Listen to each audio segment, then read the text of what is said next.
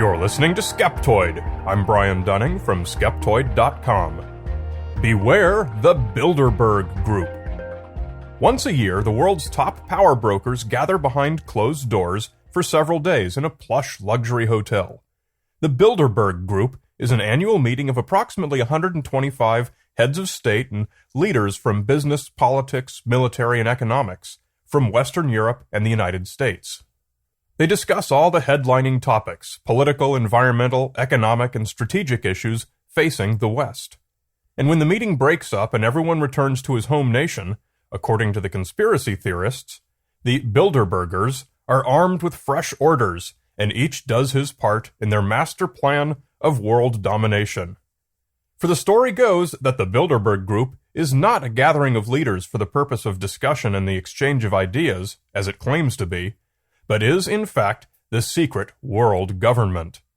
Sounds like a fine place to point our skeptical eye.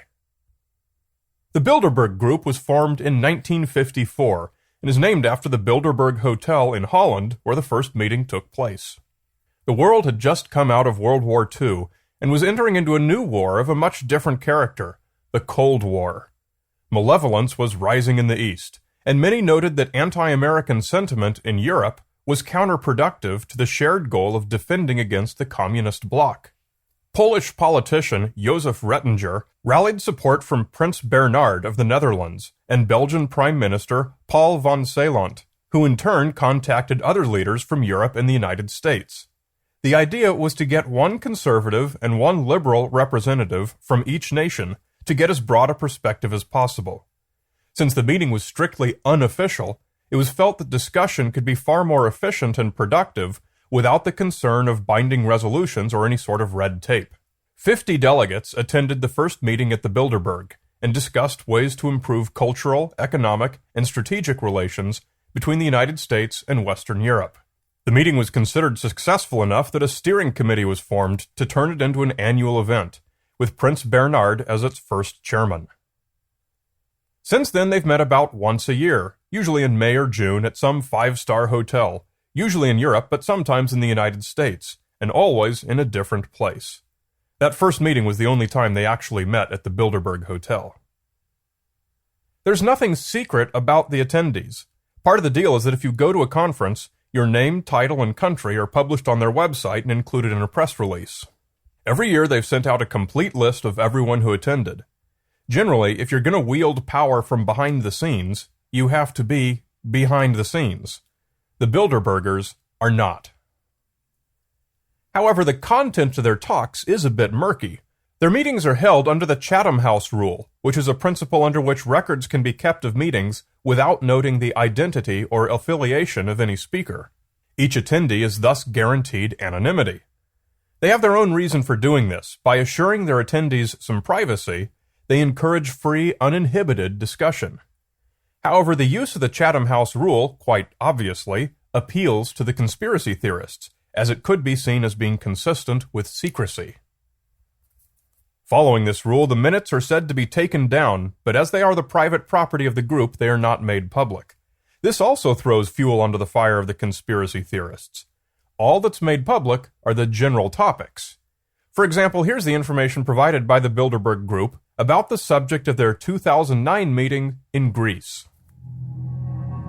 Governments and markets. After the G20, the role of institutions. Protectionism, how serious? Cyberterrorism, policy and strategy. Sustainability, post-Kyoto challenges. Iraq, role and responsibilities in the region. Pakistan and Afghanistan. A new order, U.S. and the world. Lessons from a crisis. Challenge to market economies and democracies. New imperialisms, Russia and China. Current affairs, how does industry see the future? In short, basically the usual political economic stuff that you'd expect such a group to discuss. But conspiracy theory radio host Alex Jones and other believers consider the information provided by Bilderberg to be just a front, and that they're actually there to plan the conquest of the world. They have two primary pieces of evidence to support this. The first is an article written by Fidel Castro, and the second is a radio interview given by a gentleman named Willy Klaas, Let's look at these one at a time. Castro, of course, was the president of Cuba for most of his career, and any time a world leader speaks, one assumes he knows what he's talking about.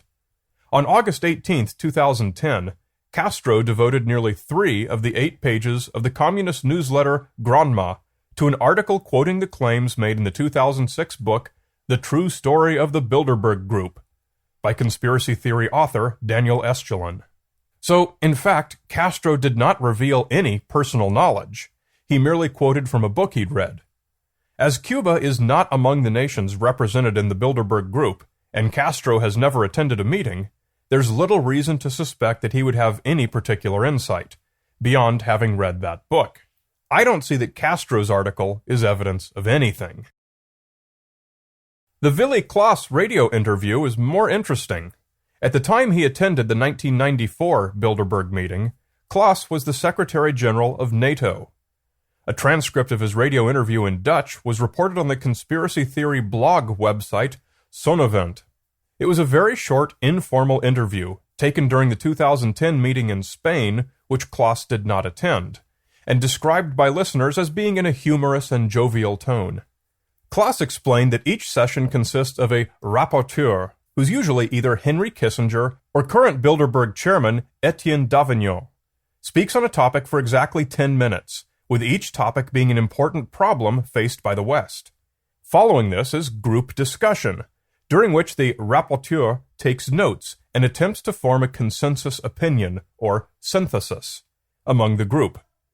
The conspiracy theorists latched onto the following statement made by Klaas, and have widely trumpeted it as proof that Bilderberg does indeed set world policy and that attendees are required to follow its orders. And everybody is supposed to use those conclusions in his circle of influence. Sound suspicious? I had 5 different Dutch speakers translate that to be sure it was accurate, and that's the consensus translation. But it's still ambiguous. Klaas certainly did not say that they're required to carry out orders. In fact, it could mean nothing more than the attendees hope to gain some useful insight that they'll be able to put into practice. It could also mean anything between the two. I'm leaning more toward the latter, because Alex Jones and the others give the quote without context and omit the rest of what Klaas said. When asked if decisions are made at the meetings, Klaas said, No voting, no resolutions put to paper. And regarding the way attendees are asked to sit next to different people at each meal, Klaas explained, I think it is really meant to accommodate the exchange of different and even contradictory opinions. An exchange of ideas with no decisions made. This from the interview that the conspiracy theorists put forth as the strongest evidence that the Bilderberg Group forces its members to carry out its plans of world domination. Class, this is what we call quote mining. One reason it would be difficult for the Bilderberg Group attendees to control the world is that it's a different group of people each year. The core group, the steering committee, only changes gradually over the years, but the majority of attendees are only invited once or a few times. Bill Gates attended the 2010 meeting. What would be the point of inviting Bill Gates to just one of your secret world domination planning meetings? Do you threaten him into secrecy? Are all attendees threatened into secrecy every year? It would probably not be a very popular event if this were the case. If I were Bill Gates and received a threat as soon as I walked in the door, I'd tell them where they could kiss me and turn around and walk out. Most of these people probably have better things to do than attend someone else's world domination meeting where their own opinions are ignored and they have to enter into some kind of bizarre obedience pact to attend. It's also important to note that Alex Jones thinks that virtually every congregation of powerful people is gathered for the purpose of world domination. Not only is the Bilderberg Group setting world policy, but so are the Bohemian Club, the Freemasons, and the alleged Illuminati. What if these groups come to different decisions? Do they fight it out? Is this the true cause of world wars? I've double-checked my history book, but I don't see any wars between the Bohemians and the Bilderbergers. All things considered, I wouldn't say that the charge that the Bilderberg Group runs the world is an entirely unfair one. I think it's overstated, and I think the conspiracy theorists' version suggests paranoia far more than it represents reality. But the Bilderbergers are influential people, coming together to discuss mutual problems in an open forum. They don't do it for their health or for grins. They're hoping to find solutions and opportunities for cooperation. I don't see any rational reason for such people to voluntarily enter into a threat-driven obedience pact or to plan world domination. I do see good reason why a person in a position of responsibility would want the opportunity to have open, unfettered, off-the-record discussion with others facing similar issues. Any leader should consider his or herself lucky to have access to such a resource.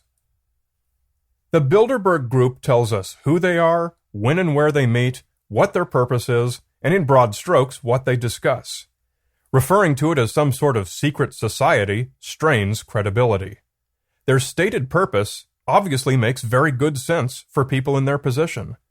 Which is more likely? That they are what they say they are and what we'd expect them to be? Or everything we see about them is an illusion and they're actually running our lives and planning our destruction? Beware any conspiracy theory that claims to predict future events. Not one has ever been right.